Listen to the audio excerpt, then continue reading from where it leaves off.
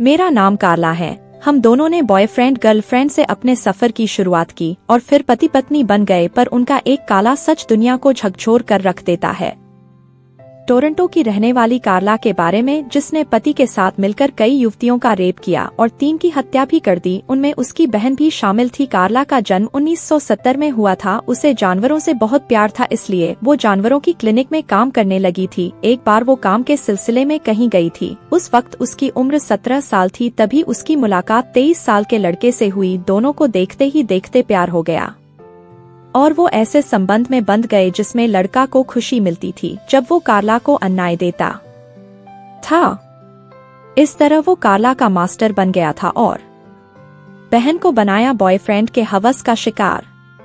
लड़का को इस बात का दुख था कि जब कार्ला उससे मिली थी तब वो कुंवारी नहीं थी। इस बात की भरपाई करने के लिए कार्ला ने प्लान बनाया। कार्ला ने हॉलिडे पार्टी होस्ट की, तभी उसने अपनी 15 साल की बहन को ड्रग्स देकर बेहोश कर दिया और लड़का एक बेडरूम में ले गया जहां वो इंतजार कर रहा था। लड़का ने फिर कार्ला की बहन का रेप कर दिया, पर तभी कार्ला को उल्टी आने लगी और बेहोशी में उल्टी की वजह से उसका गला चोक हो गया और उसकी मौत हो गई। तब दोनों ने बहन को बिस्तर पर लेटा दिया और परिवार से बोल दिया कि नींद में उसे उल्टी आ गई, जिसकी वजह से ये हादसा हो गया।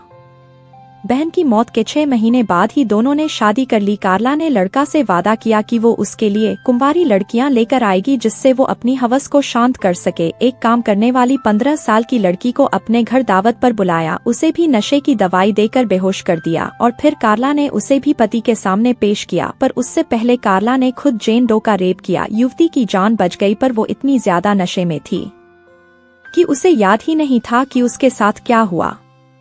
इस हादसे के एक हफ्ते बाद ही उन्होंने 14 साल की लड़की लेस्ली महाफी को शिकार बनाया। लड़का ने लड़की को सड़क पर चलते देखा था और उसे उठाकर घर लेता आया और दोनों ने मिलकर उसका भी रेप किया और वीडियो रिकॉर्डिंग भी की। लड़की ने दावा किया कि उसकी आंख पर जो पट्टी बांधी गई है वो ढीली है और उसने उनका चेहरा देख लिया है। बचकर निकलने के बाद वो उनकी शिकायत पुलिस से करेगी। बस फिर क्या था, दोनों ने लड़की को खतरनाक ड्रग्स दिया जिससे उसकी मौत हो गई और उसकी लाश को कई टुकड़े करके बोरी में भर के तालाब में बहा दिया। वो बोरी जिसमें लाश के कुछ टुकड़े थे बहकर किनारे पर पहुंची और उसके जरिए लड़की की शिनाख्त की गई और लड़का ने कार्ला पर भी कर दिया हमला।